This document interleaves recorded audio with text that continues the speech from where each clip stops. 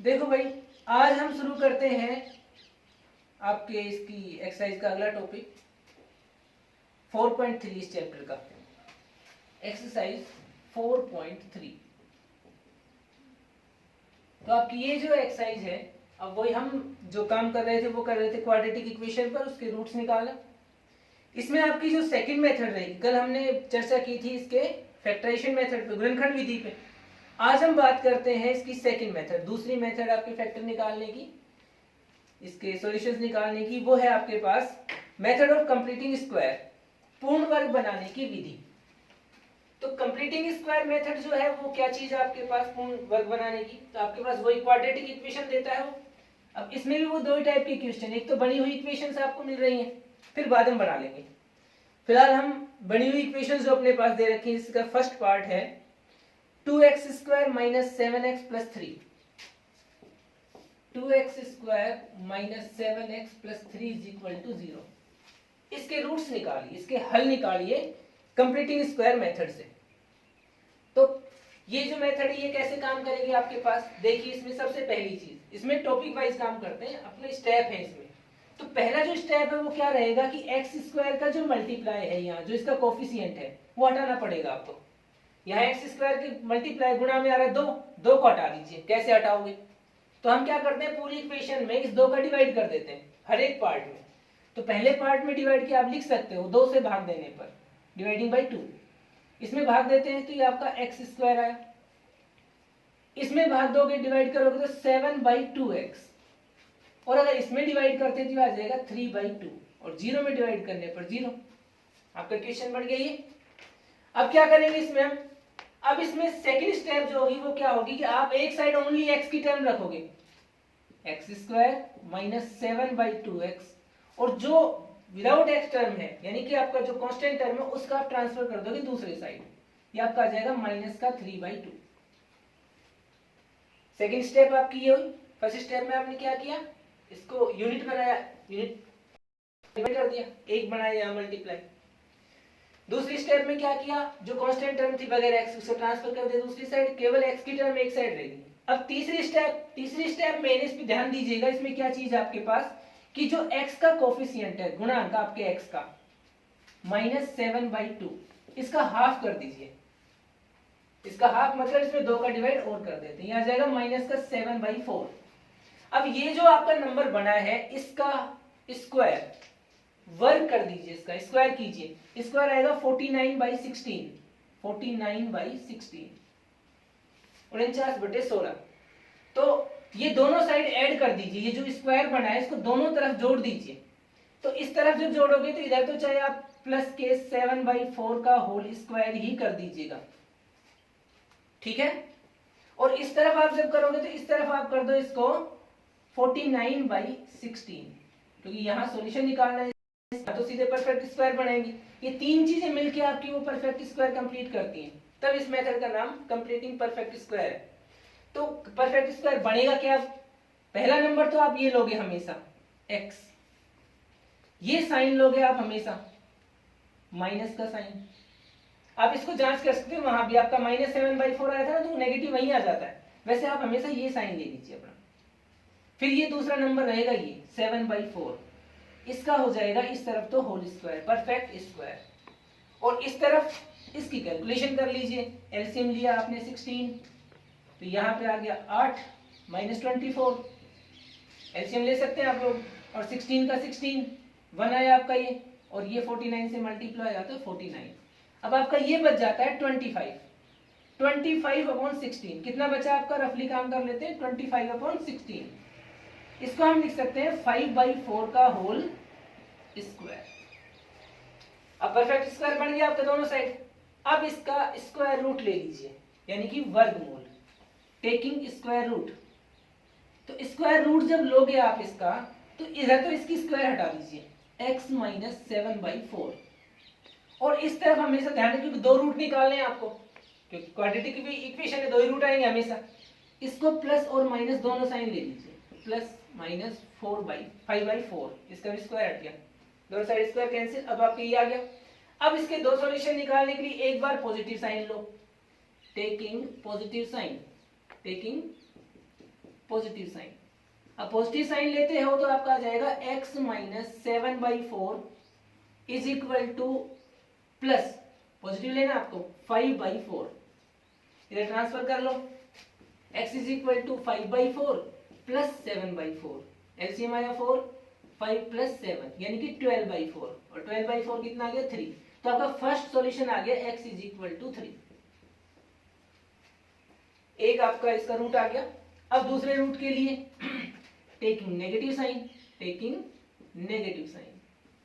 अब negative sign जब आप लेंगे तो आपका इधर तो वही x माइनस 7/4 और इस तरफ आ जाएगा आपका माइनस 5/4। 7/4 को उधर ले लीजिए, वही माइनस 5/4 प्लस 7/4, इसका एलसीएम वही 4 आया, माइनस का 5 प्लस 7 तो आपका आ गया 2/4, कैंसिल कर लो, 1/2 आ गया इसका, तो आपका सेकंड रूट आ गया x इज इक्वल टू 1/2। ये आपका प्रोसेस रहा ये। ठीक है भाई, ये चीज क्लियर हुई आपकी। अब हम इसकी बात करते हैं इसके सेकंड पार्ट की, इसके थर्ड पार्ट की, इसके फोर्थ पार्ट की। तो ये जो पार्ट है इसमें भी आपको परफेक्ट स्क्वायर ही बनाना है। इसमें क्वेश्चन में ये चीज और कहता है, अभी इसके रूट आपको फाइंड करने थे एग्जिस्ट, अगर उनका अस्तित्व है तो। अब यहां तो अपन क्या करते हैं, देखो अस्तित्व की वैसे जानकारी अपन इसमें डायरेक्टली तो आपकी निकलेगी नहीं कि अस्तित्व है या नहीं है। आप इसको परफेक्ट स्क्वायर की मेथड तक लेके जाइए, जहां ये परफेक्ट स्क्वायर बनता है उसके बाद आपका कंफर्म हो जाएगा भाई एग्जिस्ट कर रहा है कि नहीं कर रहा है। तो हम इसके फोर्थ पार्ट को लेके चल रहे हैं, पार्ट नंबर 4, इसका फोर्थ पार्ट। तो आपके फर्स्ट का जो फोर्थ पार्ट है वो दिया है आपके पास 2x² plus x plus 4, 2x² plus x plus 4 is equal to 0। Same process जो अभी तक अपना रहे थे वो कीजिए, पहले 2 को हटाइए, 2 का डिवाइड कर देते हैं। देखो मेथड में दोबारा रिवाइज हो रही है आपकी, तो इस मेथड पे थोड़ा ध्यान दीजिए आप लोग। परफेक्ट स्क्वायर की जो मेथड है कंप्लीटिंग स्क्वायर की, वो क्या है आपके पास, पहले 2 का डिवाइड कर देते हैं, x², इधर आ गया आपका ये x/2 और इसमें डिवाइड किया तो ये आ गया 2, बाकी 0 आपका ये। ट्रांसफर कर लेते हैं 2 का उस तरफ, second step x² plus x/2 और ये आ जाएगा आपका -2। अब हम बात करते हैं x के मल्टीप्लाई की, हाफ है, मैंने आपको बताया x का मल्टीप्लाई देखोगे थर्ड स्टेप में, इसका हाफ करो, 1/4 आ गया। 1/4 का स्क्वायर अगर करते हो तो 1/16 आया, दोनों साइड ऐड कर दो, इधर तो 1/4 का स्क्वायर लिख लीजिए और इधर लिख दीजिए 1/16। ठीक है भाई। अब इस तरह परफेक्ट स्क्वायर बनेगी आपकी, क्या बनेगी, नंबर 1 ये आपका x, ये पॉजिटिव साइन और ये 1/4, इसका हो जाएगा होल स्क्वायर। और इस तरफ इसको इसका सॉल्यूशन इसी कैलकुलेशन करते हो तो 16 एलसीएम आया, -32 प्लस 1 यानी कि माइनस का 31/16। अब मैंने आपको बताया कि भाई जब इसको आप करते हो तो इस चीज में यहां तक की स्टेप आने के बाद आपको पता चलता है कि एग्जिस्ट कर रहा है कि नहीं कर रहा है, इसका अस्तित्व है कि नहीं है। तो कैसे आप अब दोनों साइड क्या करते हो, इस स्टेप के आने के बाद हम करते हैं दोनों side taking square root, taking square root both sides, दोनों पक्षों का वर्गमूल ले लीजिए। अब दोनों पक्षों का जब आप वर्गमूल स्क्वायर रूट निकालोगे तो इधर तो सीधे सीधे स्क्वायर हट जाएगा, क्या आया x प्लस 1/4, और इस तरफ जब स्क्वायर रूट लेते हो आप तो रूट का ये 31 जो है माइनस का, ये तो रूट में ही रहा क्योंकि इसका रूट ले नहीं सकते, और अपॉन 16 का हो जाएगा 4 और प्लस और माइनस भी यूज कर दोगे। लेकिन ध्यान दो कि रूट के अंदर जो नेगेटिव है ये नॉट डिफाइंड है, परिभाषित ही नहीं है चीज। रूट के अंदर जो अगर रूट के अंदर कुछ नेगेटिव आ गया तो ये इमेजिनरी नंबर बन गया, काल्पनिक, ऐसा पॉसिबल नहीं है आपके पास, रियल नंबर्स में होती नहीं चीज। तो अब इसका तो ये निकाला नहीं जा सकता, और निकाला नहीं जा सकता तो आंसर क्या दोगे, सो roots of this equation does not exist, roots are not exist, roots का अस्तित्व नहीं है।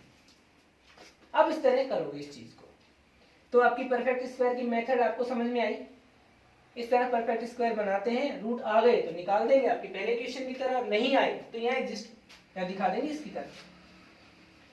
अब क्वेश्चन नंबर 2 की बात करते हैं अपन, क्वेश्चन नंबर 2 जो आपका दूसरा क्वेश्चन है पहले क्वेश्चन के चारों पार्ट्स को, पहले क्वेश्चन के ही चारों पार्ट्स को आप एक नई मेथड आपकी, जो इस रूट फाइंड करने की थर्ड मेथड आपकी इस बुक की है, लास्ट मेथड यही है आपके पास, उस मेथड के अनुसार इनके सॉल्यूशन निकालते हैं।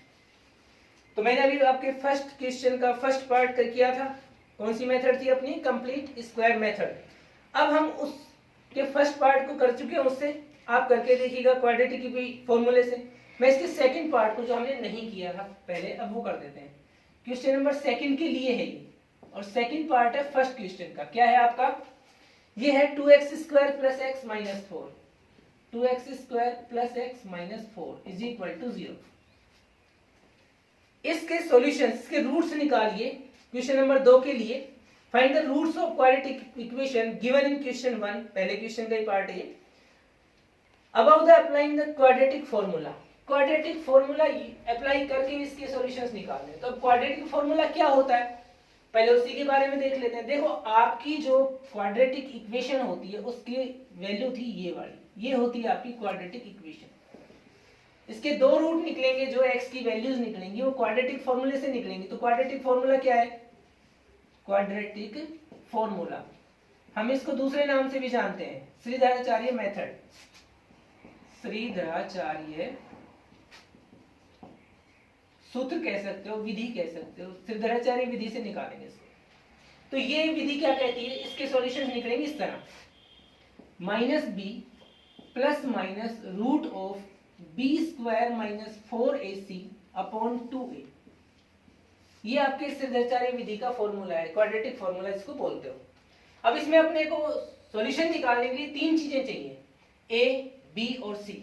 आप जानते हो क्वाड्रेटिक इक्वेशन में a, b, c जो है, a x² का कोएफिशिएंट होता है, b x का कोएफिशिएंट होता है, और c होती है कांस्टेंट टर्म। अब अपने इस क्वेश्चन में इसके अकॉर्डिंग तीनों चीजों को पहले आप फाइंड कर लीजिए, पहले छांट लीजिए। a की वैल्यू 2 आ जाएगी, b की वैल्यू जो x का कोएफिशिएंट है 1 ये आ गई, और c की वैल्यू आ गई -4। अब इन तीनों वैल्यूज को इस फॉर्मूले में रखिए, तो आंसर्स आएंगे x - b यानी कि -1 ± √b², मतलब 1 का स्क्वायर, फिर -4 × a की वैल्यू 2 है और × c की वैल्यू -4 है, अपॉन आ गया आपका 2a, 2 × 2, सारे मान रख दिए इसमें हमने। अब इसको हम करते हैं x = -1 ± √, ये तो 1 का स्क्वायर 1 ही रहा, और इनका जब करोगे तो 4 × 2 = 8, 4 × 32, पॉजिटिव साइन, प्लस के 32 आ गए, और अपॉन में हो गया आपका 4। अब आपके पास x की वैल्यू आई -1 ± √33 / 4। तो यहाँ दो साइन आ गए, वही एक बार taking positive sign, taking positive sign, positive sign अगर आप लेते हो तो x की वैल्यू आ जाएगी -1 + √33 / 4। एक आंसर तो आपका ये हो गया। और टेकिंग नेगेटिव साइन अगर लेते हो, या बाई नेगेटिव साइन आप यूज करते हो, टेकिंग नेगेटिव साइन, तो आपका जो x है वो आ जाएगा -1 - √33 / 4। ये आपके दो सॉल्यूशन क्वाड्रेटिक फॉर्मूले से, श्रीधराचार्य मेथड से आपकी आ जाएंगे। तो आपको श्रीधराचार्य विधि एक समझ में आई। अब इसका एक पार्ट और मैंने छोड़ा था पहले क्वेश्चन में, उसको भी श्रीधराचार्य विधि से मैं आपको बता देता हूँ। इसका थर्ड पार्ट, इसका जो थर्ड पार्ट है वो क्या है आपका, थर्ड पार्ट लिख लेते हैं भाई, और उसको भी इसी मेथड के अकॉर्डिंग अपन हल करने की कोशिश करेंगे। कोशिश क्या भाई, ये निकालना है श्रीधराचार्य विधि से, तो इसको श्रीधराचार्य विधि से हम निकाल लेते हैं। देखिए भाई, आपका जो इसका तीसरा पार्ट है 4x² + 4√3x, 4x² + 4√3x plus आपका 3 = 0। ये आपकी इक्वेशन पार्ट नंबर थर्ड की, फर्स्ट की थर्ड पार्ट की। इसमें ए बी सी की वही तीनों वैल्यूज आप पहले फाइंड कर लीजिए, पहले छांट लीजिए। ए की वैल्यू 4, बी की वैल्यू 4√3, सी की वैल्यू होगी 3। अब इन वैल्यूज को यहाँ रखिए इसमें क्वेश्चन में, ये आ जाएगी आपकी -b यानी कि -4√3 प्लस √b² यानी कि 4√3 का स्क्वायर आपके पास माइनस का 4, a का मान आपका 4 है और c का मान है 3, अपॉन हो गया आपका कितना 2a, 2 × 4 निकालिए।